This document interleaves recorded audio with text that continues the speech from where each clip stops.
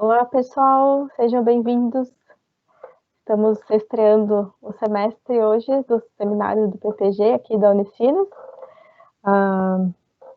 Hoje, então, estou super contente de ter uma colega da biologia. A gente fez a graduação ali meio junto, não era a mesma turma, mas sempre estava ali convivendo, né? Então, hoje a gente tem a professora Mariela Cordeiro Castro, que é da Universidade Federal de Catalão. Então, ela é especialista em evolução de mamíferos, mas hoje ela vai falar para a gente de um projeto que ela tem de divulgação científica. Então, Mariela, muito obrigada por ter aceito o convite. Fiquei muito feliz que a gente vai ter uma estreia super dinâmica, assim, no sentido de ser um assunto que acho que interessa muita gente e tem muita gente com vontade de fazer, então acho que vai inspirar muita gente a fazer divulgação científica. Obrigada, viu? Eu que agradeço, Patrícia. É muito legal encontrar o pessoal da Bio e Ribeirão pelo mundo, né? A gente sempre se tromba, os amigos chamam a gente para dar palestra, então é um prazer enorme falar com vocês, especialmente falar sobre o projeto Conservamos Cerrado, que é um xodózinho para mim. E eu acho que essa iniciativa de divulgação, as iniciativas de divulgação científica são cada vez mais necessárias, né? Para a gente fazer o nosso trabalho chegar às pessoas comuns. Eu só preciso dar mais um recado que eu esqueci. Então, a gente tem aqui o chat, onde vocês podem deixar as perguntas de vocês. A gente vai responder as perguntas no final. E também tem aqui publicado um forms que vocês podem responder para testar a presença de vocês, então, e depois receber certificado. Então, é isso. Bom evento para todo mundo. E não esqueçam de perguntar aí o que vocês quiserem para o professor. Acho que passo a palavra para você, Maria. Obrigada. Então, eu vou compartilhar a tela aqui com vocês para a gente dar início à apresentação. Acho que agora vocês já estão vendo a apresentação em tela cheia, é isso? Estamos. Beleza, então. Então, obrigada mais uma vez pelo convite. É um prazer enorme estar aqui falando com vocês. Agradeço especialmente a Patrícia, né, minha veterana direta, que na Bio em Ribeirão a gente tem isso, né? É veterano para sempre. Todo mundo que passou lá é meu veterano, mas ela é minha veterana direta. A turma dela me deu trote. E hoje eu vou falar para vocês do Conservamos Cerrado.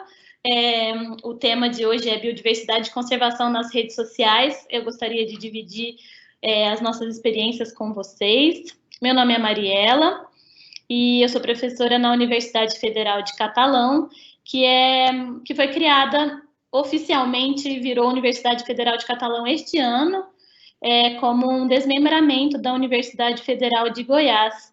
Então, dos 4 campi da UFG, os 2 maiores, eram Catalão e Jataí, se tornaram universidades, né? Então, somos uma universidade independente desde o começo deste ano.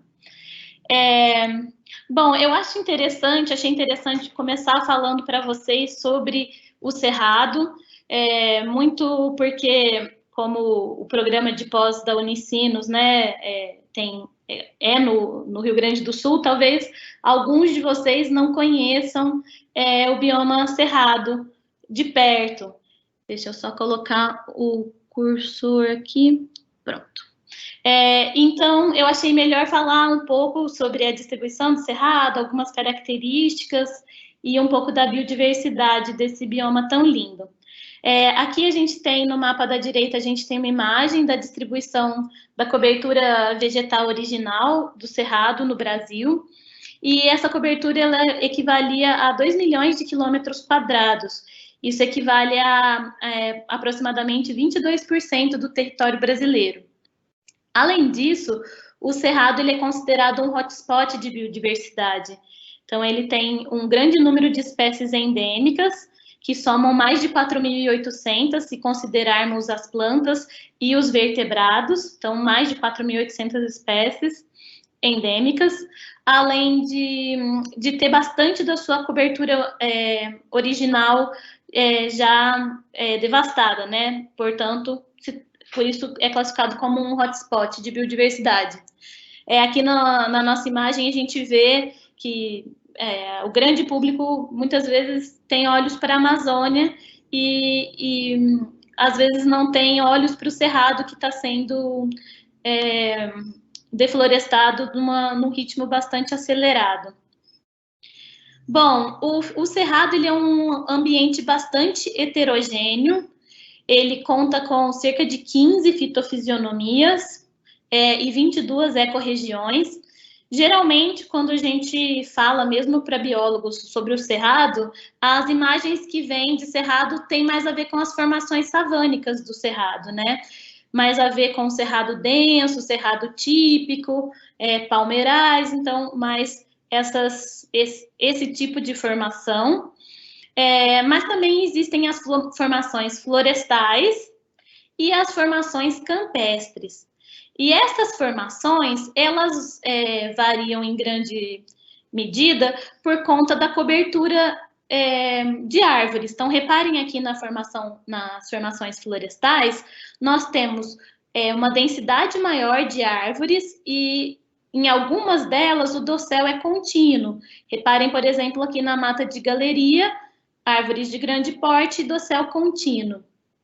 À medida que nós vamos aqui caminhando para a direita no nosso esquema, essas árvores elas vão se tornando de menor porte, mais espaçadas entre si, né? Então, todas essas formações savânicas que nós vemos aqui, até formações campestres, que são dominadas por um estrato herbáceo, né? Então, mais predominantemente formado por gramíneas.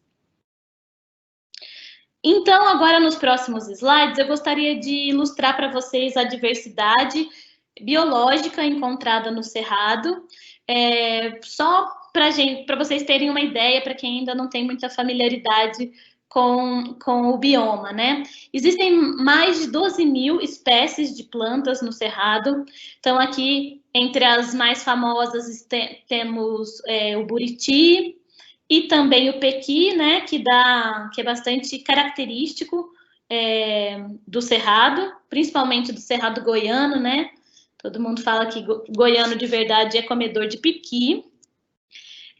Entre os peixes, nós temos mais de 1.200 espécies ilustradas aqui, e acredito que essa diversidade seja bastante maior e ainda não descrita, né?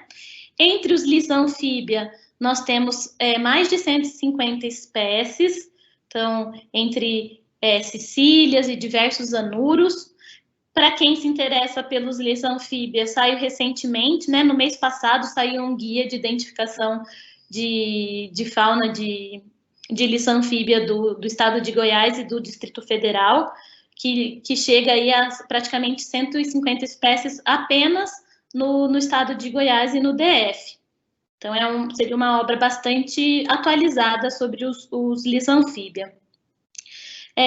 No que tange os répteis, a gente tem crocodiliformes, muitas espécies diferentes de serpentes, 2 espécies diferentes de jabutis, anfisbenas e lagartos variados. Algo que me chamou bastante atenção quando eu me mudei para Catalão foi a quantidade de calango que tem nas paredes, né? Tipo, muro da cidade, muro da universidade, para todo lado tem um calango, e eu não estava acostumada com isso, né? Sobre as aves, a gente tem também uma belíssima avifauna, com mais de 860 espécies. Entre as mais ilustrativas, eu acho que está a siriema, né, com seu canto bastante característico, e eu tenho um xodozinho pela alma de gato, eu acho uma ave maravilhosa, entre muitas outras que temos no Cerrado. E sobre os mamíferos, temos ali pelas 200 espécies. Aqui eu destaco a raposinha do campo, né, a Licolopex betulus, que ela é endêmica do Cerrado. Tem também o lobo-guará, que é bastante conhecido, com essas pernas longas. A jaritataca ou cangambá, né, dependendo do lugar, tem nomes diferentes, mas que é a responsável por aquele cheirinho não tão agradável. Os tatus-galinha, e o cachorro do mato vinagre.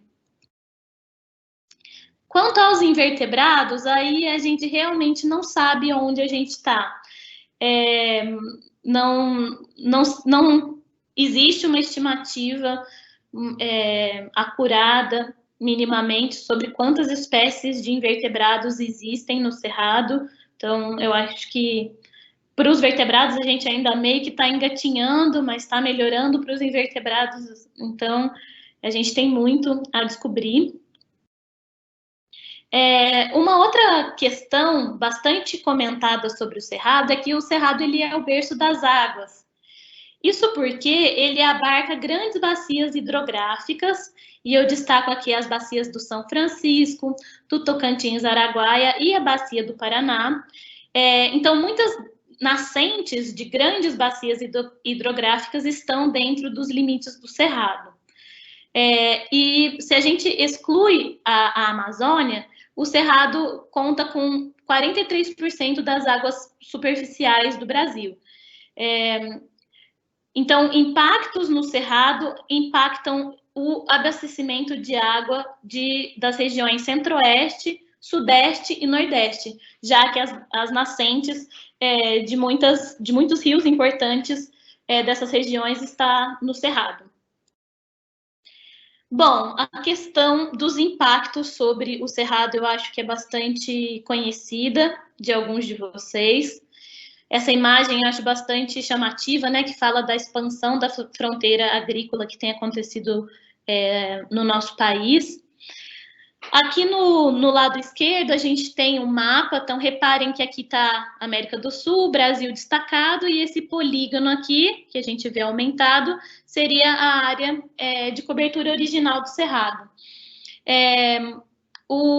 Estima-se, né, esse trabalho que é de 2017, ele estimou que toda essa região, esses pontinhos em vermelho, serão perdidos até o ano de 2050. Então, todas essas regiões que a gente vê mais concentrado por aqui na porção norte, né, do Cerrado, mas também bastante esparramado na porção sul do Cerrado, todos esses pontinhos vermelhos são áreas de Cerrado que serão perdidas até 2050, segundo essa estimativa do trabalho de 2017, que está aqui citado para vocês.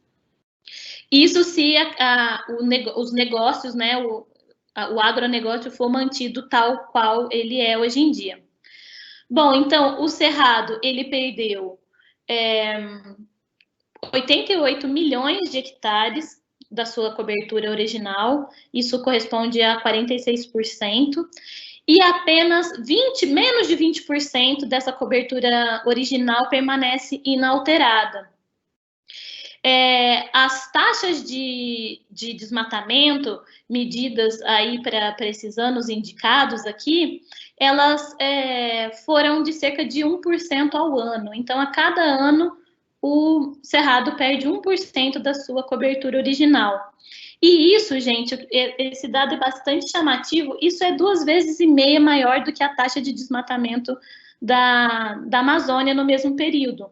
Então, os olhos internacionais muitas vezes estão voltados para a Amazônia, mas o Cerrado tem sofrido ainda mais. Também tem entre os impactos medidos mais recentemente, também aqui em um outro trabalho de 2017, esse trabalho ele mede o impacto do novo Código Florestal, que nem é tão novo assim mais, né? Ele é do ano de 2012. E esse Código Florestal, ele determina que 20% das terras privadas devam ser destinadas à conservação. Isso, de acordo com o que existe de Cerrado hoje, isso significa que aproximadamente 40% da vegetação nativa remanescente do Cerrado poderá ainda ser convertida em áreas destinadas à agropecuária, a usos antrópicos em geral. Então, nesse trabalho, eles mapearam, aqui a gente vê novamente o polígono do Cerrado. Os números positivos, que seriam esses que vão de tons amarelos até o verde, são áreas que têm mais que 20% das suas terras preservadas. Então, tudo isso que a gente está vendo em verdinho e em amarelo clarinho, todas essas áreas podem ser suprimidas, podem ter a vegetação suprimida, porque elas excedem os 20% determinados pelo Código Florestal. Por outro lado, essas regiões aqui em tons mais terrosos, mais marrons aqui, elas têm menos que 20%, então elas deveriam ser restauradas. Mas a gente repara que tem uma grande porção, principalmente essa região leste do Cerrado e norte, ela ainda tem margem para ser suprimida. Ainda sobre esse trabalho de 2017, também foi medido a ameaça a espécies, que é esse mapa que nós vemos aqui em B, e a questão das reservas ou dos estoques de carbono, né? Então, nessas regiões aqui, na mesma região que a gente viu no mapa anterior, né? Essa região aqui que a gente vê em tons mais quentes, são áreas em que a riqueza de espécies será mais fortemente influenciada pelas mudanças, se as mudanças propostas pelo Código Florestal de 2012 forem seguidas na íntegra. Então, essas regiões em cores quentes serão mais diretamente impactadas caso esse código seja seguido integralmente. O mesmo a gente vê aqui quanto à reserva de carbono, né? Então, se essa região for convertida, bastante da reserva de carbono aqui presente será perdida. Então, essas ameaças, elas se impõem quanto ao abastecimento de água, como eu já mencionei anteriormente, já que o Cerrado é conhecido como berço das águas, então os impactos seriam sentidos principalmente na região centro-oeste, sudeste e nordeste. Tem a ameaça à biodiversidade e a perda do estoque de carbono. Por outro lado, a gente pode analisar o quanto do Cerrado está protegido em unidades de conservação, e é muito pouco, apenas pouco mais de 8% do Cerrado, da sua cobertura original, está protegido em unidades de conservação, sendo que menos de 3% são unidades de proteção integral, como o Parque Nacional das Emas, que a gente vê aqui na região leste do estado de Goiás. O restante são unidades de uso sustentável, inclusive algumas RPPNs, né, pouquíssimas, menos de 1% são RPPNs. Com isso, a gente pode dizer que o grau de proteção do Cerrado em relação a outros biomas brasileiros é um nível de proteção baixo. E isso põe em risco os serviços ecossistêmicos. Acho que a Patrícia tem bastante familiaridade aqui com esse tema, né? Aqui a gente tem todos os serviços ecossistêmicos, a parte cultural, de suporte, enfim. Então, aqui entre as de abastecimentos está a polinização. Então, toda essa gama de questões relativas à biodiversidade, à educação, coisas bem variadas entram nesse grande guarda-chuva que a gente chama de serviços ecossistêmicos. Esses serviços eles estariam em risco, e isso afeta inclusive a produção agrícola. E uma parte que a gente não pode esquecer é que o Cerrado ele também tem uma riqueza em termos humanos, né? Ele tem comunidades indígenas, quilombolas e extrativistas que utilizam os recursos naturais do Cerrado de forma sustentável, como é o caso, por exemplo, das quebradeiras de coco que existem no Cerrado. E essas comunidades, elas têm uma grande importância econômica por fazerem uso dos recursos do Cerrado e também uma grande importância ecológica, porque essas comunidades tradicionais, elas defendem, elas tratam de proteger o Cerrado, porque ali é a casa delas, tem uma questão histórica também dessas comunidades, né, e proteger os meios de vida tradicionais. No entanto, apesar de tudo isso que eu comentei com vocês até agora sobre as riquezas do Cerrado, grande parte da população inclusive a que vive no Cerrado, salvo as comunidades tradicionais, né? Eu me refiro às pessoas que vivem nas grandes cidades localizadas dentro do bioma do Cerrado, elas desconhecem essa biodiversidade e a importância biológica, geográfica e cultural do Cerrado. Muito porque na escola a gente muitas vezes aprende que o que a gente tem que proteger é a floresta, aí a gente pensa e vê imagens de florestas tropicais úmidas, né, como a Amazônia, Mata Atlântica, e por outro lado, o ambiente de cerrado, que muitas vezes ele é dominado por arbustos, gramíneas, isso tem cara de pasto, então não precisa ser preservado, né? Acho que os pampas possivelmente passam por isso também. Bom, então, além de tudo isso que a gente falou até o momento sobre o cerrado, tem uma outra questão que já entrando na outra parte da nossa conversa de hoje, né, sobre as mídias sociais. A gente não pode negar que o acesso à tecnologia ele está cada vez mais presente no nosso cotidiano. Muita gente tem acesso a smartphones ou computadores, à internet de um modo geral. E esse acesso à tecnologia, ele pode servir, ele deve ser um fator de inclusão social. Não um fator segregador em que, por exemplo, os indígenas sejam privados. Ele pode ser um fator de inclusão social e também um facilitador no desenvolvimento de atividades educativas. Então, a gente parte desse pressuposto no Conservamos Cerrado. A ideia é juntar temas de conservação do Cerrado com as tecnologias de divulgação, gerando uma educação ambiental que seja ampla, que consiga chegar a muitas pessoas. Mas tá, falei da introdução aqui, mas hoje, particularmente, eu vim falar para vocês sobre o Conservamos Cerrado, esse projeto que eu coordeno juntamente com outros 2 colegas, já vou falar mais. Mas e aí, o que é o Conservamos Cerrado? Conservamos Cerrado, ele é um projeto de extensão, ele é cadastrado junto à Pró-Reitoria de Extensão e Cultura da Universidade Federal de Catalão agora, e anteriormente à Universidade Federal de Goiás Regional Catalão. Então, até o ano passado, era vinculado à UFG. E esse projeto ele foi criado no ano de 2018.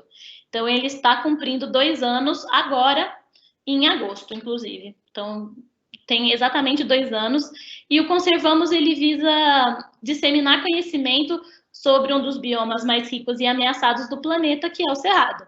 Então, mostrei para vocês, espero que a essa altura eu tenha convencido vocês que se trata de um bioma extremamente rico e, infelizmente, bastante ameaçado. Mas, e como que o Conservamos Cerrado pretende realizar, né? Como ele pretende disseminar esse conhecimento? Por meio da transmissão de informações sobre conservação e sobre o uso sustentável do cerrado em uma linguagem acessível, principalmente a população inserida no bioma e usuária de mídias sociais. Então, aqui vem um exercício que nós, acadêmicos, temos que fazer. A gente, às vezes, faz um trabalho muito legal, é publicado numa revista importante, mas a gente tem dificuldade em explicar o que a gente fez para a nossa avó, por exemplo, né? Para uma pessoa que não é letrada, que não é acadêmica. Então, é uma dificuldade e é o desafio da divulgação científica, né? Então, a ideia do Conservamos a nossa ideia inicial era pensar nas pessoas que estavam inseridas no Cerrado, moradores do Cerrado, e usuários das mídias sociais. E aí eu gostaria de contar para vocês qual é a história do Conservamos Cerrado. Então, é uma história que não é tão longa assim, né? Tem 2 anos, mas é uma história muito, muito bacana. Aqui vocês veem foto dessas 2 moças, a Jaqueline e a Paola. E elas duas, com mais 2 colegas, que são o Lucas e a Jéssica, eles cursaram a disciplina de Biologia da Conservação na, então, Universidade Federal de Goiás, em Catalão. Então, aqui um mapinha para vocês se situarem. Aqui está o estado de Goiás e aqui está Catalão, bem no sudeste goiano. Aqui é o Triângulo Mineiro, pertinho por aqui nós temos Berlândia, por exemplo. Então, elas cursaram Biologia da Conservação no último ano da graduação delas, e elas ficaram preocupadas com o uso indiscriminado dos recursos naturais, com essa questão que eu mencionei para vocês sobre a população que vive no Cerrado desconhecer a biodiversidade e as importâncias do Cerrado, e também pesaram que as ações de conservação e manejo não acompanham o ritmo acelerado das perdas que o Cerrado tem enfrentado. Então, aí esse grupo de 4 estudantes do último ano da graduação em Biologia, eles pensaram em fazer um Instagram e um blog. Nesse momento tinha essa ideia de blog que não foi para frente, né? Então, eles queriam criar um ambiente eletrônico de divulgação científica, além de desenvolver palestras em escolas da região de Catalão. E aí eles procuraram 2 professores, que é o professor Frederico Lemos e eu. Eles terem procurado o professor Frederico faz todo sentido, porque ele trabalha com conservação, ele trabalha com a raposinha do campo, né? Que eu mostrei numa imagem anterior para vocês. Então, faz sentido, mas não entendi por que me chamaram. Eu era professora recém-chegada, né? Isso, quando esses alunos me procuraram, eu devia ter chegado fazia uns 6 meses, estava meio perdida, e dividi a sala com o professor Helder, que era orientador de duas meninas, e aí elas me convidaram. Mas eu vou explicar por que isso me causou espanto na época, né, de ter sido convidada. Vou fazer uma breve digressão, vou dar uma volta aqui e contar para vocês quem sou eu em termos de bióloga, né? Como foi minha vida de bióloga até chegar no Conservamos. Bom, eu entrei no curso de Ciências Biológicas na USP de Ribeirão Preto no ano de 2002, foi quando conheci a Patrícia, né? E eu entrei com aquela ideia que eu acho que muita gente da minha época tinha de estudar genética, né? Tinha um boom da genética, e aí logo eu me deparei com professores. No primeiro semestre tive aula com o Dalton Amorim, e no segundo semestre tive aula com esses caras aqui, que eram de zoologia de vertebrados, e eu me apaixonei, achei muito legal, e vi que eu não queria saber de genética, eu queria saber mesmo era de evolução de mamíferos. Na falta de um laboratório que trabalhasse com mamíferos viventes lá em Ribeirão Preto, eu fui parar no laboratório de paleontologia, onde eu desenvolvi minha iniciação científica, escrevi meu TCC, né, minha monografia de bacharelado, e também desenvolvi meu mestrado lá. Esse cara aqui é o Max Langer. Na época ele tinha cabelo ainda, ele era um professor recém-chegado na USP, estava começando o laboratório, e aí na iniciação científica eu trabalhei com fósseis de tigre dentes de sabre e também com os materiais de pequenos mamíferos, né, com principalmente roedores e marsupiais do Pleistoceno. E aí, como deu certo, eu resolvi ficar, entrei no mestrado no programa de Biologia Comparada da USP de Ribeirão, no mesmo laboratório, e aí eu fui estudar tatus. Então, aqui o fóssil de tatu, que foi a base do meu mestrado, e é quando o meu caminho se cruzou com o Porto Alegre, né? Esse material, ele estava tombado no Museu de Ciências Naturais da Fundação Zoobotânica do Rio Grande do Sul, e aí eu fui morar 6 meses em Porto Alegre durante o meu mestrado. Fui orientada pela doutora Ana Maria Ribeiro e pelo doutor Jorge Ferigolo. Morei ali perto da Protásio, e passei muito frio, né, saindo de Ribeirão Preto para ir morar em Porto Alegre. Foi difícil, mas foi um período de crescimento profissional muito grande. E aí, como tudo deu certo, resolvi embalar no doutorado.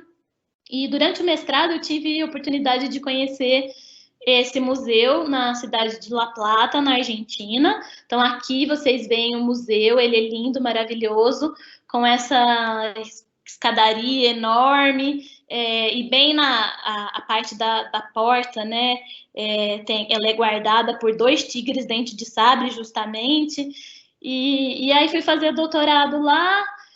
Tive o prazer de fazer trabalho de campo na Patagônia, que eu acho que é o sonho de muitos biólogos. Virei a louca dos crânios. Eu adoro crânio de mamífero e continuo gostando. Tive bolsa da CAPES e do CONICET nesse momento. Tive a oportunidade de conhecer museus no exterior.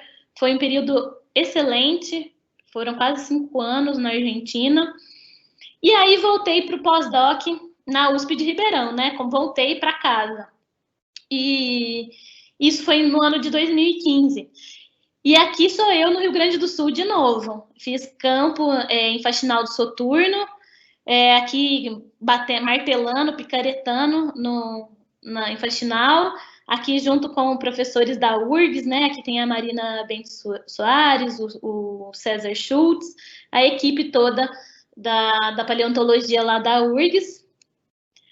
E aí, em 2017, eu passei no concurso, né? Depois de 2 anos no pós-doc, chegou a hora de arrumar um emprego, e aí me descobri professora numa universidade federal, que eu acho que era o que eu almejava realmente, mas a gente não é muito preparado para ser professor, a gente é preparado a ser pesquisador, e nossa qualidade é medida pelas nossas publicações, pelo impacto que elas geram, e a gente, no final das contas, descobre como é ser professor na prática. E aí acabou a digressão, né? Contei para vocês a minha história até chegar nessa conversa aí com a Jaqueline, com a Paola e com os outros ex-integrantes do Conservamos, que chegaram para conversar comigo e com o professor Frederico sobre essa ideia que eles tinham. E aqui eu confesso para vocês que eu fiquei muito surpresa. Fiquei surpresa com a iniciativa deles de se preocuparem com essa questão. É um comportamento muito desejável para os alunos, né? Extremamente maduro, e eles chegaram com um projeto praticamente pronto. Já tinha todo o corpo do projeto, bastante de bibliografia revisada e os objetivos, e aí Fred e eu entramos nessa onda, né? E aí começou o Conservamos Cerrado como uma ação institucional. Essa aqui é a equipe do Conservamos hoje em dia. Então, além do professor Frederico Lemos, temos a professora Fernanda Cavalcante, que é especialista em onça parda, eu, a Núbia, que é técnica do nosso laboratório, a Gil é bióloga formada em catalão, especialista em geritataca, a Jaque e a Paola vocês já conhecem, hoje em dia elas são mestrandas na Universidade Federal de Uberlândia, a Júlia, que é nossa caçulinha, que ela é graduanda, assim como a Welita e o Aleph, eles estão na graduação. A Michele é bióloga também, fez mestrado com jacarés. O Mozart, ele é biólogo de campo dos projetos do Fred e da Fer. A Nath acabou de entrar no mestrado na Biologia Comparada na USP de Ribeirão, ela é minha aluna, trabalha com testudinos. E apresentei todo mundo. Então, essa é a equipe formada, então, por estudantes de biologia, biólogos, alguns recém-formados, outros formados há mais tempo, mas a verdade é que a gente faz um time muito bom, que se complementa muito bem. O que a gente fez nesse tempo? A gente fez muita coisa, e eu só me dei conta disso organizando essa fala, eu me dei conta que a gente fez bastante coisa em 2 anos. Existia uma parceria da Fundação Zoológico do Zoo de São Paulo, né, Fundação Parque Zoológico de São Paulo, com a Secretaria do Meio Ambiente de Cumari. Cumari é uma cidade do ladinho de Catalão, onde o Fred e a Fer moram, inclusive, e a Michelle Musar também. E então esse pessoal do Zoo de São Paulo, ele foi até Cumari, que são os dois meninos do Zoo de São Paulo, e eles começaram algumas ações. Aqui a gente vê com os pititicos, essa foto com os pititicos com uma máscara, né? Era uma ação do Programa de Conservação Mamíferos do Cerrado, em parceria com o Zoo de São Paulo, e se chama Raposinha Vai à Escola. Então é um teatrinho. Então aqui a gente vê os pititicos de máscara. E esse rapaz do Zoológico de São Paulo, que é o Rafael, que a gente vê ele aqui, ele desenvolveu um projeto de mestrado em Cumari sobre ciência cidadã. É um conceito bastante novo, que eu confesso que eu desconhecia até conhecer o Rafael. E ele acompanhou um grupo de jovens cumarinos. Eles fizeram diversas caminhadas e conheceram diversos lugares lá em Cumari. Os jovens levaram o Rafael para conhecer, encontraram diversos rastros, por exemplo. E em um segundo momento, esses jovens foram ao laboratório, ao nosso laboratório na universidade. Então a gente repara, esse aqui é o laboratório, e aqui estão os rapazes e moças do projeto do Rafael, que eles foram lá no laboratório. Então, uma parceria com Conservamos. E aí a gente virou arroz de festa. Tem evento, a gente vai. Tem um horário para apresentar o projeto na Calorada. Bora lá. Então, aqui a gente vê o pessoal apresentando o projeto para os ingressantes.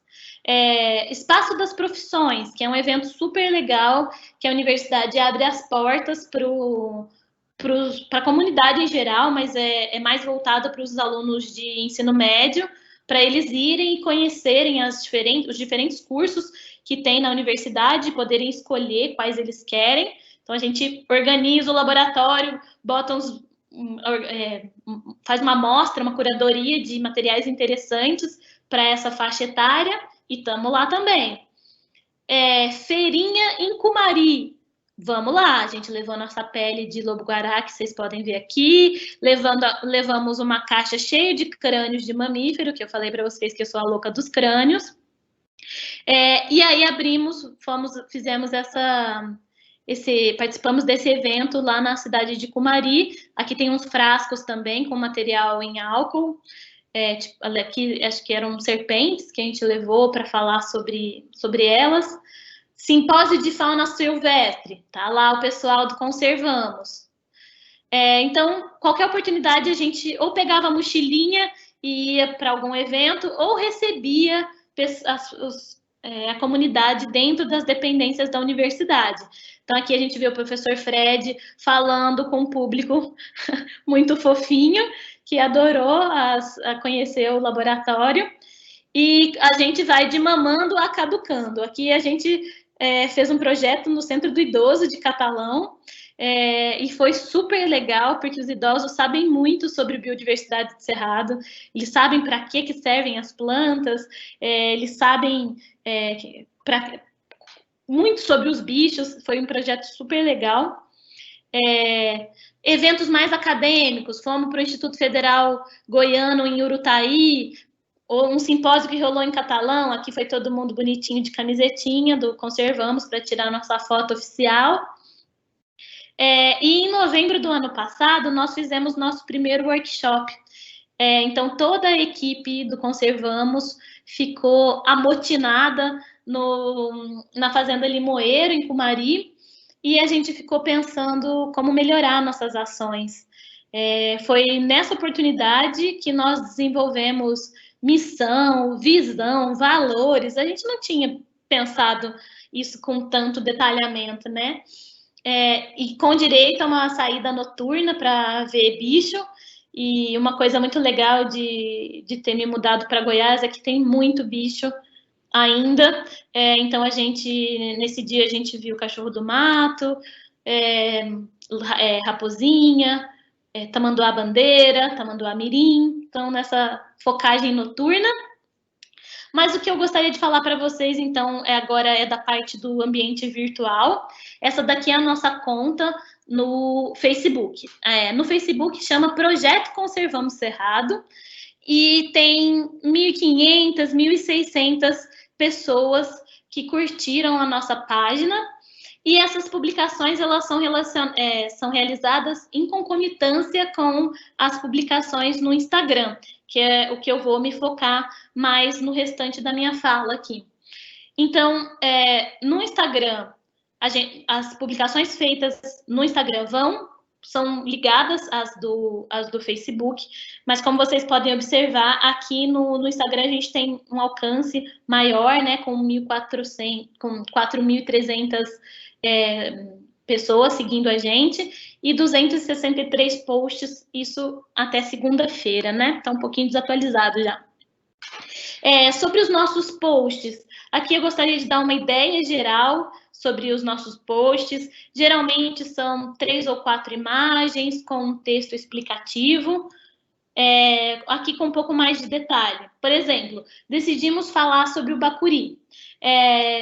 A gente seleciona imagens da árvore, do fruto, tomando cuidado para colocar o autor das imagens, né? E aí a gente seleciona algumas informações. Por exemplo, qual é o porte dessa árvore, a que família pertence, nomes populares, qual é o uso, né? Ele é usado em alimentação, o pessoal faz doce, como é a questão da polinização, e por aí vai.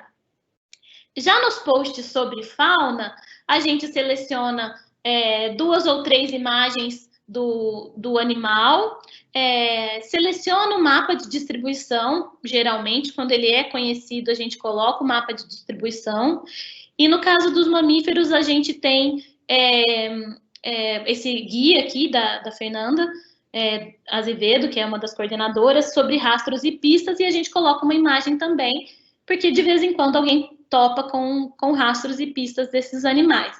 E aí a gente seleciona informações sobre a biologia, cor da pelagem, peso, reprodução, coisas assim. Além das postagens de flora e fauna, a gente também faz postagens sobre unidades de conservação. Particularmente, esse daqui é o Parque Estadual da Serra de Caldas Novas, o PESCAM, que nós levamos os alunos no final do ano para fazer uma disciplina de campo. E é muito interessante para reconhecer as diferentes fitofisionomias de cerrado.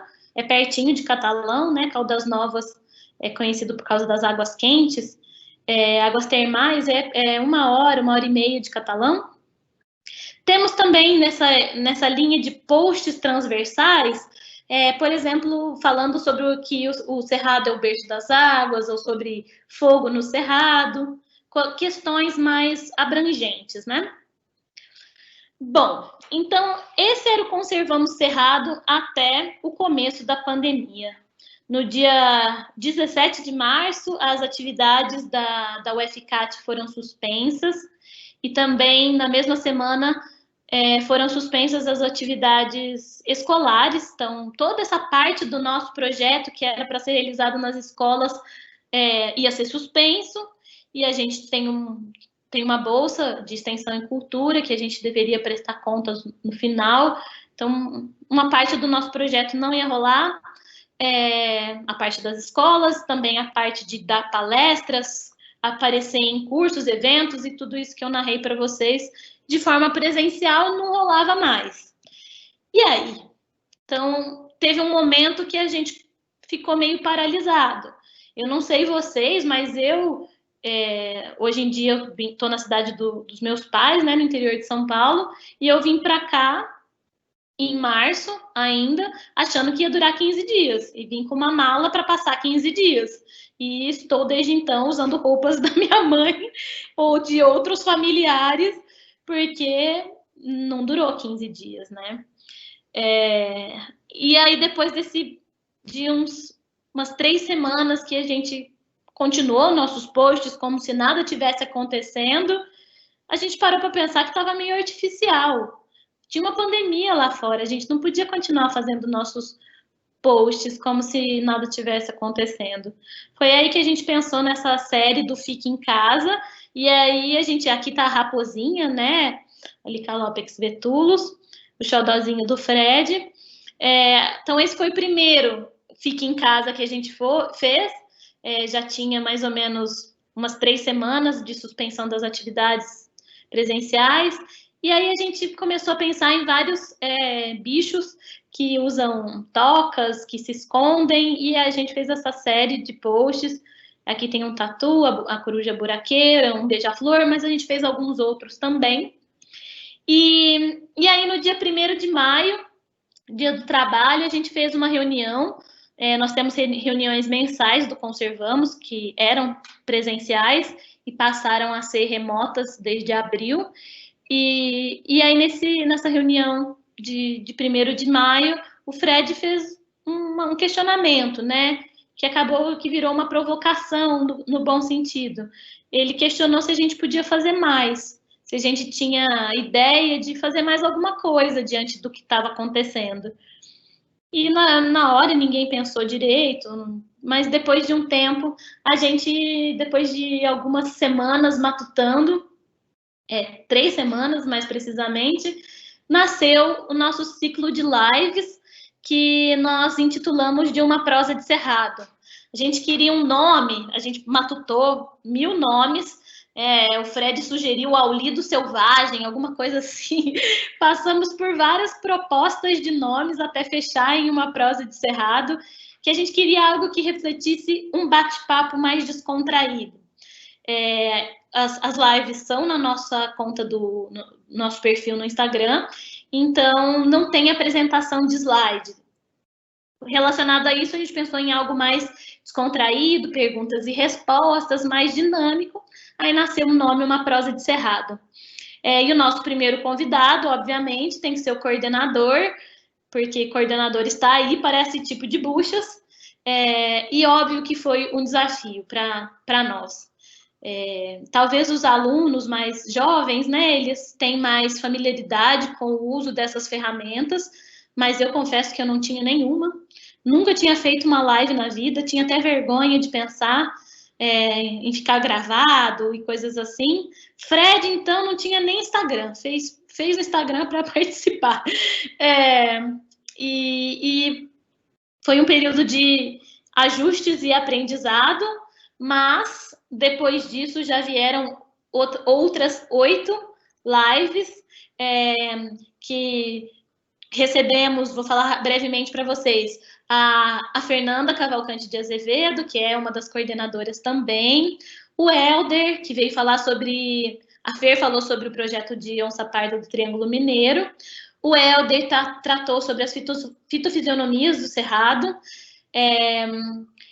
Depois quando a gente estava pensando, a gente quis sair um pouco da caixinha dos biólogos, então a gente recebeu uma jornalista, né, que trabalha no Repórter Eco, que é referência para muitos biólogos, e ela veio falar sobre a experiência dela como jornalista, cobrindo matérias de meio ambiente. Na semana seguinte, nós recebemos o Adriano Gambarini, que é um fotógrafo naturalista. Logo depois, a Flávia Ribeiro, que é especialista em pato mergulhão, uma espécie endêmica do Cerrado e ameaçada. Logo em seguida, recebemos o Iberê Machado, que veio falar sobre anfíbios do Cerrado. Na semana seguinte, já em julho, a gente recebeu a Alessandra Bertassoni, que veio falar sobre os tamanduás bandeiras. E na semana passada, a gente recebeu a doutora Miriam Perilli, que é a apresentadora do Que Bicho é Esse?, do podcast Desabraçando Árvores, e ela veio falar justamente do papel das mídias sociais na conservação da biodiversidade. E aqui eu deixo para vocês o convite da nossa live de amanhã. A gente vai receber o Max, e ele vai falar de restauração ecológica no Cerrado. Então, todos convidados, vai ser amanhã às 18 horas. Só não foi hoje, costuma ser às quartas, porque a equipe queria participar aqui com vocês. Bom, e como que a gente faz? Como é que são essas lives? Não sei se todos têm intimidade com as lives do Instagram. Ele só permite 2 pessoas. Então, aqui a gente vê essa imagem. É um mediador, sempre um mediador da equipe e um entrevistado. E a gente começou a ficar bom nessas coisas. A gente pensa na pauta com antecedência. Então, o mediador ele é responsável por desenvolver a pauta e, para isso, ele tem que estudar os trabalhos, a carreira do convidado. E aí ele bola uma meia dúzia de perguntas, joga essas perguntas para todo mundo do Conservamos, e que fazem sugestões, adicionam coisas, tal, e envia essa pré-pauta para o convidado também dá os pitacos dele, sugere pontos que ele acha interessante a serem abordados, e fechamos uma pauta com uma meia dúzia, até 8 perguntas, né? Depois a gente já começa, antes, na verdade, a gente começa com a divulgação. A gente tem 6 dias para divulgar entre uma live e outra, para fazer aquelas imagens que eu mostrei no slide anterior. E uma coisa super legal que a gente tem descoberto, as lives, todas as lives que a gente fez até agora, né, que foram 9, elas ficam salvas no IGTV do nosso perfil no Instagram. O IGTV é como se fosse uma TV mesmo, e fica tudo salvo lá. E as nossas lives, elas têm sido muito visualizadas depois da live, né? Então, algumas delas chegam a 400 visualizações, mas as demais estão ali por 130. Então, 130 pessoas que não puderam acompanhar a live, ou até puderam e ficaram com alguma dúvida, conseguem ir lá e assistir novamente. Isso é uma coisa muito legal que a gente tem descoberto. Perrengues, aconteceram vários. Por exemplo, Michele estava entrevistando a Adriano Gambarini, soltaram foguete, rojão em Cumari. Os cachorros dela ficaram doidos, começaram a latir, ela teve que levantar da entrevista e fechar a janela. São coisas que a gente tem que se acostumar nesse novo mundo virtual, né? De muitos eventos. O nosso mundo profissional entrou na nossa casa. Então, acontecem coisas assim. A gente também conta muito com a internet. Tem que contar com uma internet de qualidade.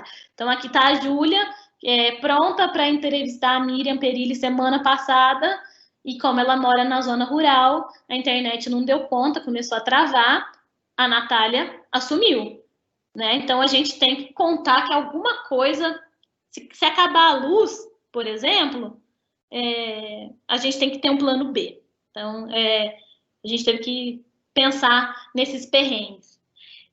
Mas, no final das contas, e eu produzi esse gráfico aqui para a fala de hoje, eu tinha uma ideia, mas eu não tinha a ideia tão clara. Esse daqui é o nosso o número de seguidores pelo tempo. Cada bolinha dessa é uma semana que a gente está medindo o número de seguidores. A gente atinou para começar a anotar esses dados em outubro, né? Fazia 2 meses que a gente tinha a conta no Instagram, outubro de 2018, né? Então faz quase 2 anos. E nesse momento nós tínhamos 340 seguidores. E aí o tempo foi passando. A gente repara aqui que nessa semana teve um post que bombou, então deu uma subidinha. E aqui foi quando, na semana 77 de medidas, a gente anunciou o nosso ciclo de lives. Então, já deu um incremento aqui, as postagens do Fica em Casa, deu um incremento aqui.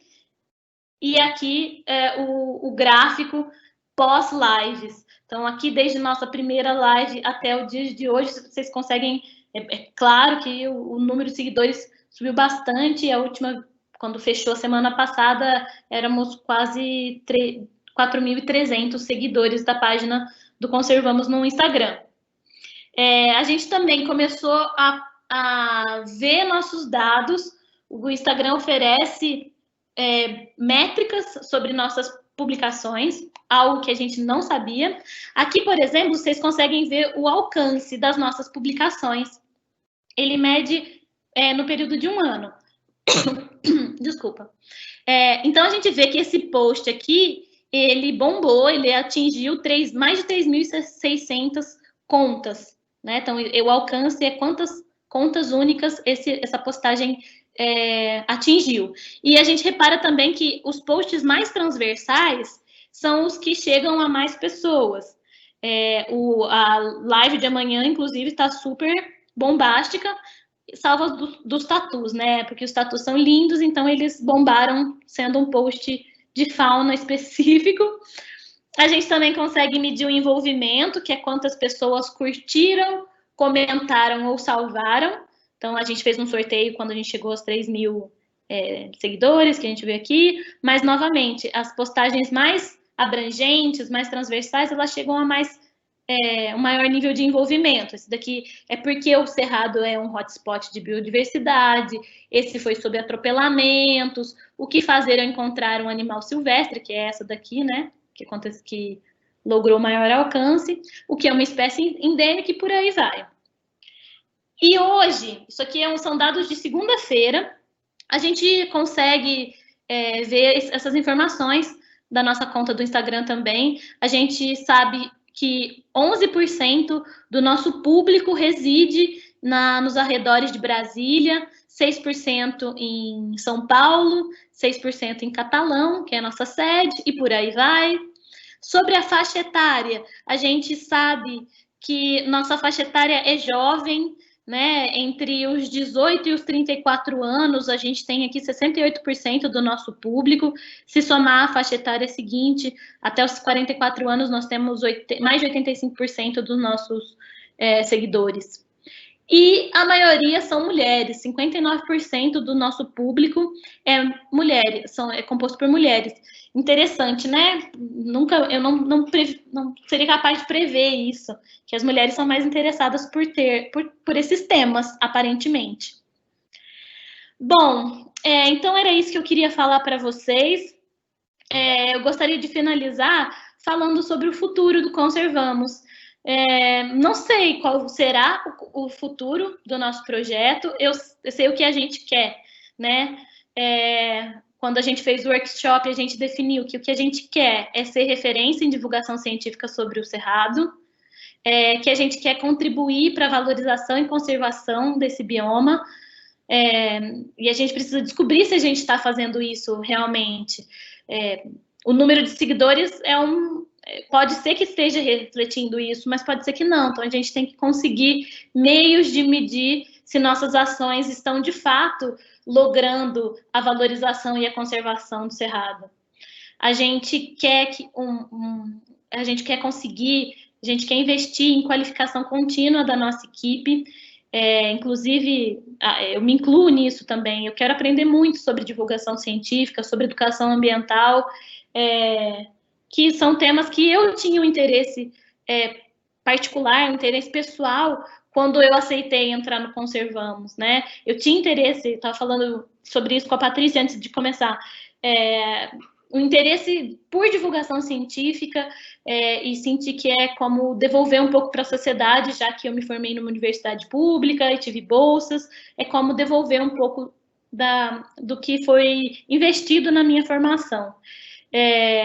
Nós queremos ampliar nossa inserção acadêmica em eventos, como a gente pode ver aqui à direita. A gente quer participar de congressos, simpósios e palestras, e dessa forma compartilhar a nossa experiência, que nem é tão vasta assim, afinal temos só 2 anos, mas é muito bom escutar e compartilhar realmente o que a gente tem feito até o momento.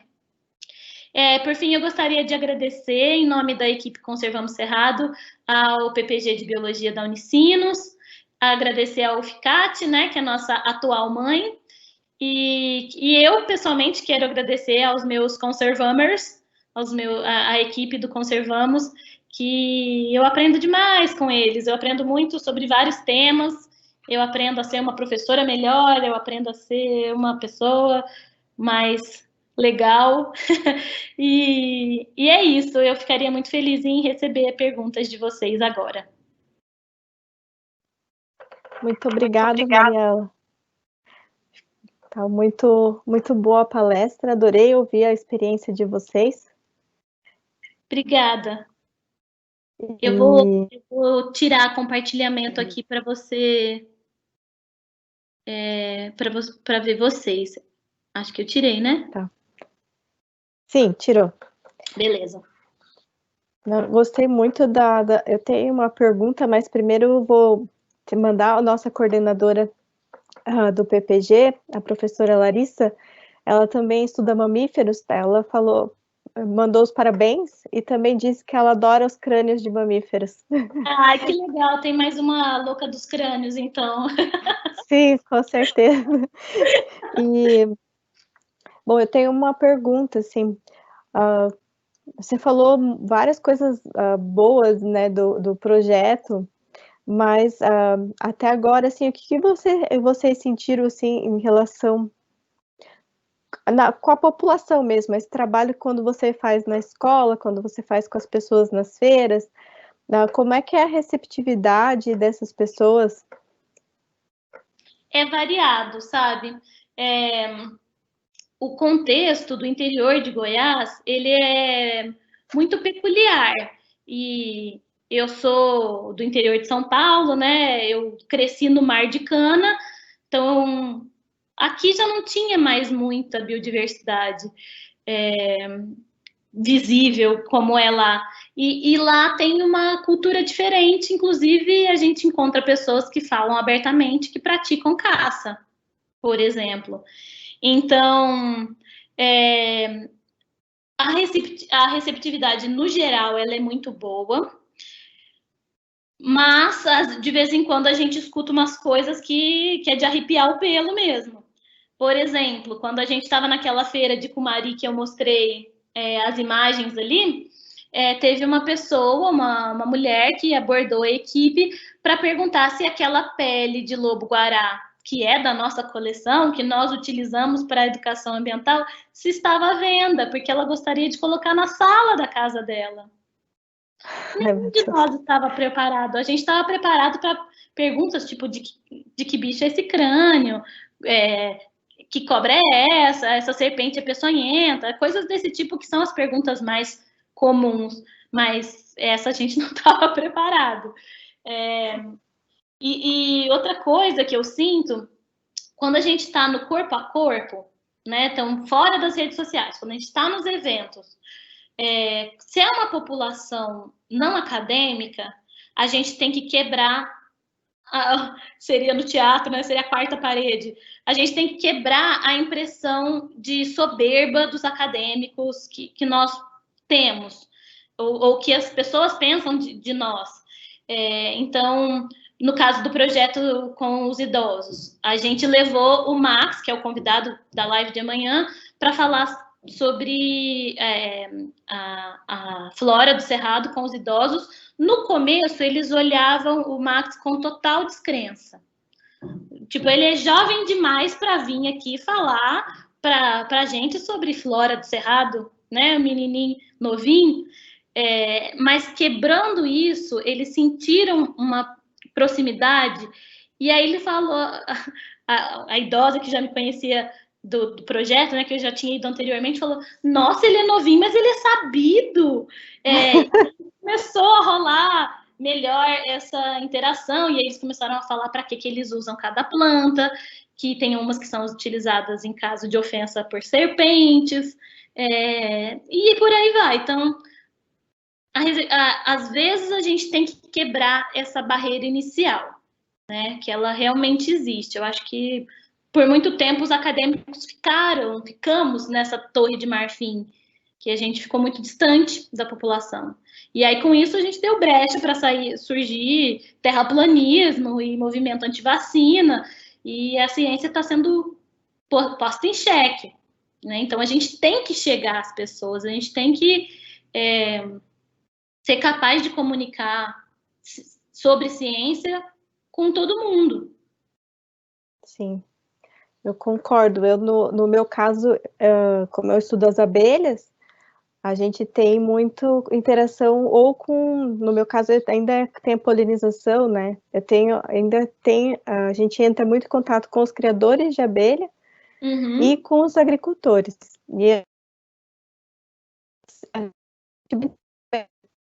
gente fala algumas coisas que eles não acreditam, ou eles acham que não é assim. Às vezes a gente está falando a mesma coisa, mas porque eles criam as abelhas, eles acham que, tipo, que a gente fala não tá certo, ou algo assim. Então é bem interessante ouvir isso também de outras áreas, né? Que eu acho que é bem isso que você falou, a gente está num momento crítico da visibilidade da ciência, e a gente tem que sair, quebrar essa imagem de que a gente é arrogante, metido, que a gente acha que a gente sabe tudo, né? A gente tem que quebrar isso, porque senão a gente a gente está jogando contra a gente mesmo. Né? O que eu percebo é que se a gente chega e ouve, e não só fala, se a gente ouve, a gente tem maior chance de sucesso. E quando a gente pensa no caso de um projeto de extensão universitária, né, que é o caso do Conservamos, ele tem que prever ida e volta. Ele tem que fazer o conhecimento acadêmico chegar às pessoas, mas ele também tem que valorizar o saber popular, que no caso da biodiversidade é muito claro esse saber popular. Só contando aqui a Núbia, que é a técnica que eu mencionei para vocês, que ela é parte da equipe, ela trabalha com etnobotânica, então ela fez o doutorado justamente entrevistando, tendo um contato de alguns anos com uma comunidade rural dos entornos de Catalão, e ela, um senhor indicou para ela uma certa planta que era utilizada em casos de doenças inflamatórias ou algo assim. E ela levou esse conhecimento, extraiu e está sendo produzida uma patente, sabe? Então, realmente, o conhecimento dele, empírico, tinha bases científicas e ela mantém a questão de devolutiva, sabe? Ela foi Sim. E contou para a comunidade que realmente que ele tinha razão e que tá encontrando, que estão desenvolvendo um remédio que pode ser interessante para a gente também não ser extrativista em termos de conhecimento, que a gente vai lá, preda o conhecimento, né? Suga o conhecimento da comunidade e vira as costas. Como muitas vezes uma postura mais colonialista que foi feita bastante com a biodiversidade brasileira, ou em outras, com a questão dos fósseis também, né? Muitos fósseis brasileiros foram coletados e levados para o exterior, para a Europa, e ainda acontece bastante esquemas de tráfico de fósseis. Então, a postura não é ser extrativista, e é que realmente se estabeleça essa ponte, né? Essa troca entre a academia e a comunidade. Com certeza. Nós temos uma pergunta aqui, que é do Antônio Brum, ele é aluno nosso aqui do PPG. Se vocês pensam em incluir atividades de observação de aves no projeto, como mais uma ferramenta de busca de participação da sociedade local. A gente não tinha pensado, não, mas com certeza é uma boa ideia. A gente precisaria fazer um treinamento melhor ou ter um ornitólogo de plantão para nos auxiliar, mas eu acho que é bem legal porque a ornitologia ela tem muitos apaixonados, né? Tem muita gente que é admirador de aves e leva super a sério, investe em equipamento e é uma ideia muito boa. Acho que seria legal fazer atividades de observação e dentro de Catalão mesmo tem algumas unidades de conservação, tem uma pertinho da universidade, mas tem muitas represas. E nas represas a gente tem uma avifauna bem interessante. Seria uma boa ideia, Antônio. Obrigada pelo insight. Eu já tenho um link para você fazer parceria com a Unicinos, porque ali na Unicinos ele é de um grupo que estuda aves, né, mais aves marinhas, mas eles tem bastante experiência com as aves, então. Tem a Larissa, a professora Larissa também, que é dos mamíferos, ó. Dá para fazer parceria com o Sul e visitar Porto Alegre de novo. Vou em setembro, né? Que o clima é gostoso, ameno. Sim.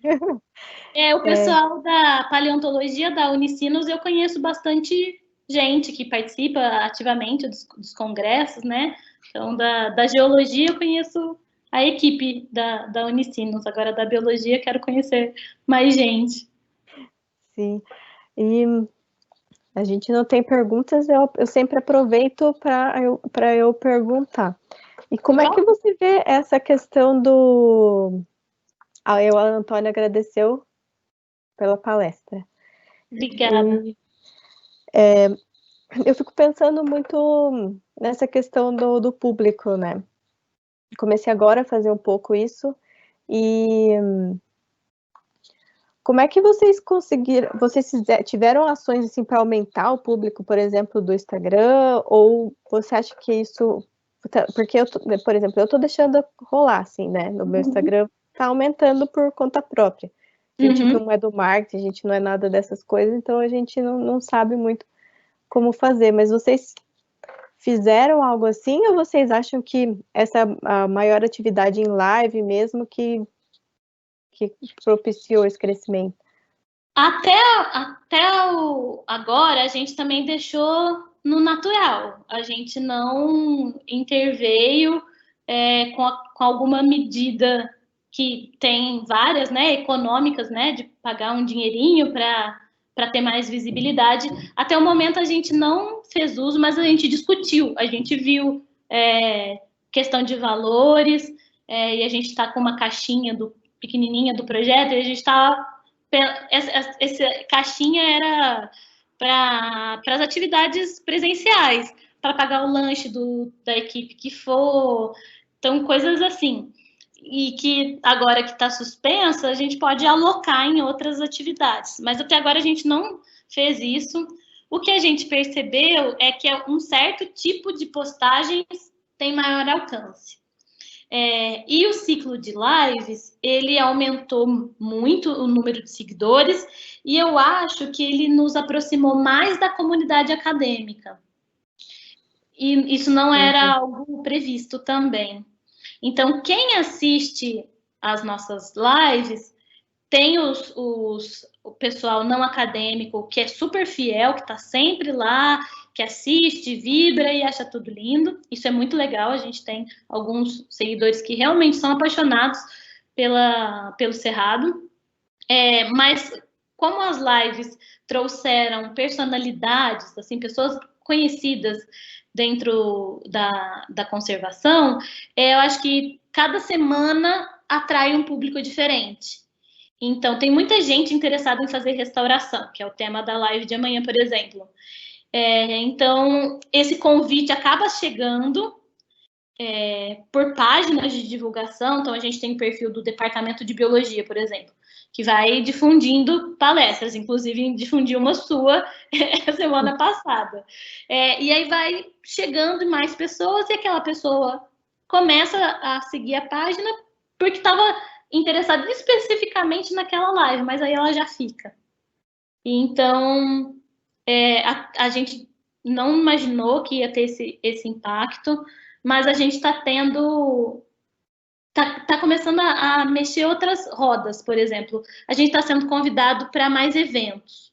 Isso a gente não... A gente era anônimo, né? Até outro dia mesmo.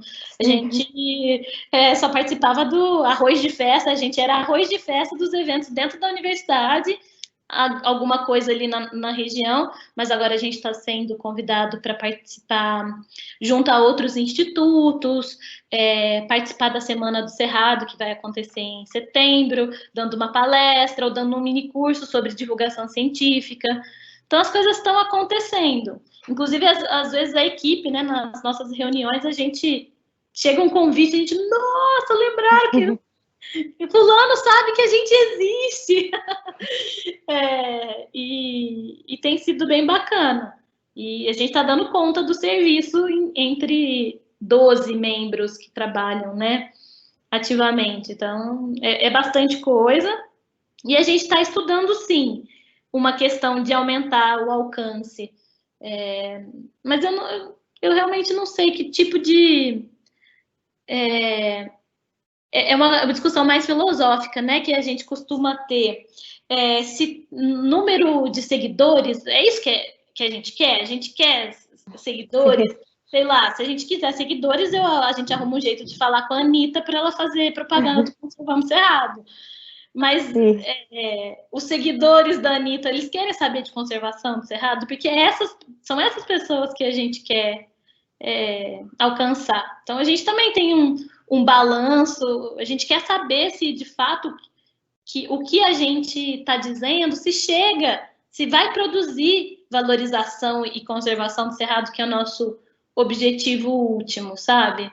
E a gente ainda não sabe como medir isso, sabe? Se nossas ações estão, de fato, semeando o nosso objetivo. Não sei como, se alguém tiver uma ideia de um jeito de medir isso, Sim. por favor. Até tem pessoas que comentaram que se o sorteio não influencia, ou se a questão do confinamento mesmo não contribuiu para aumentar tão rápido. São coisas que eu pergunto também.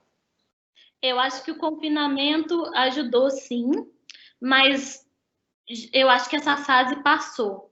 O que eu percebo é que no começo as lives tinham muita gente.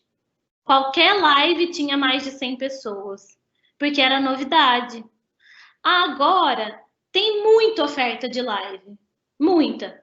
Então, tem páginas que tem, sei lá, 10 mil seguidores que estão tendo live com 20 pessoas. Nossa. Então, é uma questão. Eu acho que a onda da live passou, tem um monte de gente que saturou e tem que ser um tema que as pessoas realmente se interessam. Mas, por outro lado, a partir do momento que as lives ficam salvas, quem se interessa por aquele assunto vai assistir. Depois, quando ele estiver lavando louça, sei lá, mas ele vai assistir. E isso é uma outra coisa que a gente também não tinha previsto, mas que tem um impacto a longo prazo.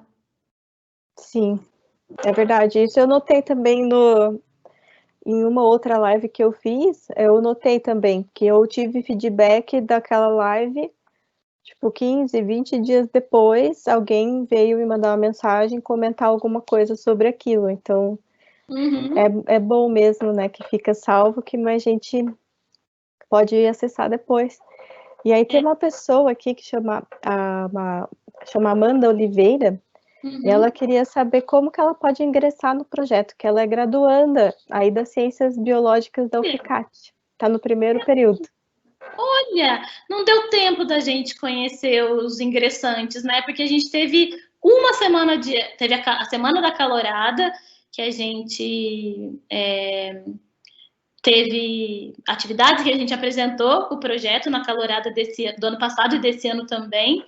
E a primeira semana, que era de aula mesmo, eu não dou aula para o primeiro período, então eu nem cheguei a conhecer os calores, só na parte das atividades da Calorada mesmo, que eles foram lá no Campus 2 e teve brincadeira e tal.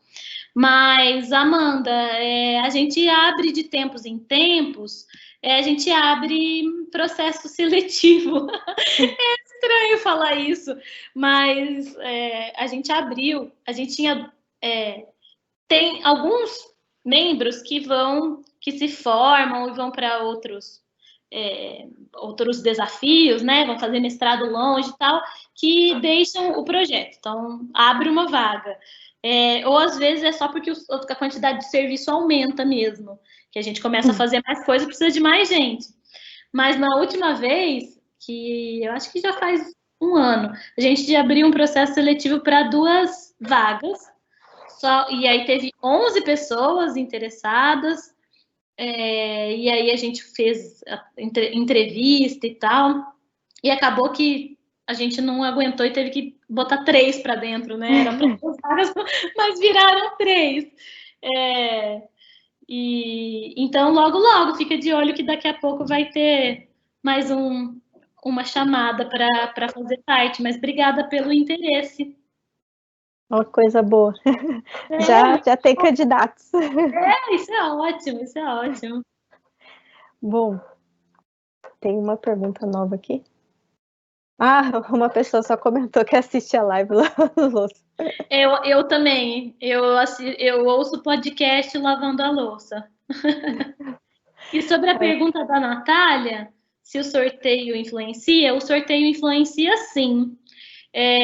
Na semana que a gente fez o sorteio de 3 mil seguidores, quando a gente chegou aos 3 mil seguidores, a gente conseguiu um envolvimento grande, porque aí a gente faz aquelas regras de sempre, sabe? Que é marque 1 ou 2 amigos nos comentários, curta e bota nos stories. Então, aumentou a quantidade de seguidores, sim, foi uma coisa legal. Mas depois começou a aumentar tão rápido que a gente chegou nos 4 mil e nem sentiu. Sim. Porque começou a ficar rápido. Não deu tempo da gente planejar. A gente está planejando 1 para 5 mil. Que eu acho que vai, no ritmo que está indo, assim, eu acho que daqui umas 2 semanas a gente já tem que pensar no sorteio. E aí a gente sorteou. Era a escolha, a segunda escolha do ganhador era uma camiseta do projeto, que é igual a camiseta da equipe, mas vem escrito "Eu apoio a conservação do cerrado" atrás, é bem bonita, tem caque, cor oficial de biólogo, né, cor de burro quando pode. Ou se não, uma caderneta do projeto, com a logo do projeto também, uma cadernetinha de campo bem fofinha, e aí eu acho que tinha um adesivo e um bottom também, eram os prêmios. Eu vou participar do próximo. Participa. Então, os sorteios dão uma mexida mesmo, a gente acaba chegando a mais pessoas. Mas, novamente, né, a gente tem que conseguir estimar se número de seguidores reflete, porque se a gente alcança os nossos objetivos primordiais dessa forma. A gente está divulgando, né? Isso eu acho que a gente faz, isso a gente está logrando. Eu quero saber se a gente está conseguindo que alguém deixe de comer uma farofa de tatu, né? De caçar um tatu por causa disso, alguém deixe de caçar por retaliação uma raposinha, porque o post diz que ela não come galinha. Então, que as pessoas deixem de acreditar que ela é responsável pela predação de galinha, ou coisas do tipo. Queria que o que falta a gente saber se realmente está causando mudanças de atitude, né? Sim. A Amanda agradeceu por responder, que ela vai ficar de olho. Aí nós temos a Larissa perguntando como é realizada a montagem dos posts, formatação dos layouts. A gente, sobre a parte de conteúdo mesmo, a gente tem uma lista de temas a serem abordados, tem a lista do que já foi abordado, então a ideia parte disso, mas geralmente tem bastante a ver com interesse pessoal. As meninas da herpetologia sugerem posts relacionados à herpetofauna, ou alguma coisa que viu e ficou curioso, ou algum tema que está na moda. Por exemplo, a cidade de Catalão ficou ultra comovida porque pegaram, uma pessoa encontrou num bairro da cidade um filhotinho de onça parda, bebê, tipo uma coisiquinha, tinha um olhinho muito pequenininho. E a população agiu de uma forma péssima, no final das contas. Não mal intencionada, mas pegou esse bebezinho e pegou no colo, tirou foto, aquele flash na cara do bichinho. Aí veio a equipe de reportagem, imagina o tamanho da luz jogando no olho do bichinho.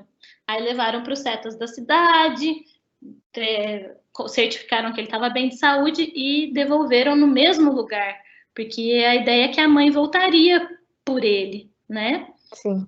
Mas o bicho foi tão bulinado e acabou que possivelmente o mesmo, apareceu novamente. Então, esse tema estava trend, estava todo mundo falando na cidade, estava falando de bicho. Então, a gente fez um post para deixar o bicho no mato, sabe? Para evitar de tirar o bicho do mato. Então, aí vem as ideias. Aí depois vem a parte de preparação teórica mesmo, que é a parte de estudo. Então, a gente vai atrás de referências bibliográficas sobre aquilo, sobre o objeto que a gente quer. E aí vem a parte artística mesmo. E aí é uma que uma graninha faz diferença. A gente usa o Canvas. Eu também uso. E fica tudo lindo, né? Só que a gente usa o Canvas aberto, eu acho que você também. Sim, sim. Porque o Canvas pago, duas das meninas participaram de um intercâmbio acadêmico mês passado e o instituto que estava promovendo o intercâmbio acadêmico tem o Canvas pago. E elas falaram que o negócio voa, que é muito legal, sim, tem muitas possibilidades. Então aí vem uma restrição orçamentária, né? Então a gente faz no Canvas e a gente foi tentando estabelecer nossa identidade visual. Isso eu acho muito importante. A gente estabeleceu nossa logo. No slide aí que eu contando da história, tinha uma logo anterior, que era uma preta e branca, o primeiro esboço de logo que os meninos fizeram. Mas depois que a gente estabeleceu nossa identidade visual, a gente tenta deixar isso bem claro nas nossas imagens. Então, a gente coloca, isso a gente passou a fazer depois de um tempo, a gente coloca a logo do Conservamos no cantinho, sempre, porque isso pode ser replicado muitas vezes. Sim. E às vezes a pessoa dá um print, né? Não é que ela compartilha e a pessoa e alguém que se interessar consegue voltar na publicação original. Então, aí se alguém deu um print, vai ver lá, Conservamos, e pode pesquisar e encontrar. E a gente costuma, para as lives, a gente usa aquele fundo, aquela identidade visual verde. Então, a gente tenta definir isso. Mas, assim, somos todos biólogos. Sim. O estudante de biologia, a gente não é muito... Eu acho que a equipe faz um trabalho maravilhoso, mas a gente não é profissional nisso, da mesma forma que a gente não é profissional em comunicação, e a gente teve que dar uma pastada até aprender a fazer uma pauta, por exemplo, né? Sim. São coisas que a gente vai aprendendo, porque o divulgador científico, ele tem que desenvolver algumas habilidades que o ambiente acadêmico não nos permite, assim, a gente não desenvolve habilidades no Canvas. Não, e a gente não desenvolve nem habilidades de falar de uma maneira simples, né? Então, são coisas que nós estamos aprendendo, mas eu acho que criar uma identidade visual é muito importante. Tem a Natália dando parabéns aqui, mas que ela suspeita para falar do projeto deve ser... É a Natália, minha aluna, ela é do projeto. Obrigada, Nath. Já saca, porque agora ela vai ser minha aluna de mestrado, ela já está querendo ficar com a barra limpa já. Entendi. Bom, eu acho que é isso, né? Já adorei a troca de experiência aqui, achei ótima o relato da experiência de vocês, assim, com certeza quem estiver assistindo e estiver pensando em fazer divulgação científica vai aproveitar, ou mesmo quem já está fazendo, como eu, né, comecei agora em abril, já vou aproveitar também umas dicas. Eu sempre estava olhando essas métricas, mas eu nunca pensei em anotar. Eu vou começar a anotar. Porque inclusive, pode ser gerar um produto acadêmico até, né? Que a gente agora, para um evento que vai ter em setembro, a gente está pensando em enviar um resumo sobre o impacto das lives, né? Que é um evento que versa sobre extensão, sobre divulgação. Então, eu acho que é uma boa. Sim. E aí, assim, vou deixar uma dica para todo mundo. Tem até posso depois colocar no Instagram do PPG. Tem um curso, até me inscrevi hoje, sobre comunicação científica na Fiocruz. Ah, que legal! Acho Daí eu que vou... a gente ouviu falar. Ele é É todo online. todo online, né? E ele não tem data de inscrição. Não, É, a é, gente tinha visto isso na época do workshop e acabou passando. É sim. verdade. Bom, mas então eu gostaria de agradecer você, Mariela, pelo tempo, pela disponibilidade e ter dado uma palestra tão boa assim pra gente. Muito obrigada mesmo. Foi um ótimo começo de semestre. Eu que agradeço. Foi muito bacana, adorei a troca de experiência. E eu me coloco à disposição, junto com a equipe, se alguém que quer começar a divulgação científica sobre seu tema de estudo ou de paixão aí, pode entrar em contato com a gente. Não que a gente seja os mais experientes, né? A gente está nessa estrada faz 2 anos apenas, temos bastante a aprender, mas é sempre bom trocar experiências. Pode escrever para a gente, entrar em contato. E foi um prazer. Obrigada, Patrícia, pelo convite. Muito bom rever. A gente tem uns Sim, laços tão antigos, né? sim, fazia muito tempo. 18 É, anos. É muito, muito bom. Eu fico muito feliz. Obrigada pelo privilégio de ter reinaugurado o ciclo de palestras do PPG. Vou ficar de olho nos próximos também. E obrigada para quem ficou com a gente até agora. obrigada, pessoal. Então, da semana que vem, nós voltamos e vamos ter uma palestra sobre a aplicação de morfometria geométrica na zoologia. Então, vamos voltar um pouco para o mundo acadêmico, assim, né? Tipo, mais estudos na pesquisa. Mas muito obrigada, então. Boa noite a todos. Todo mundo fique bem, se cuidem. Não deixem de se cuidar aí no meio dessa pandemia. Então, boa noite, pessoal. Tchau, tchau, pessoal. Boa noite para todo mundo.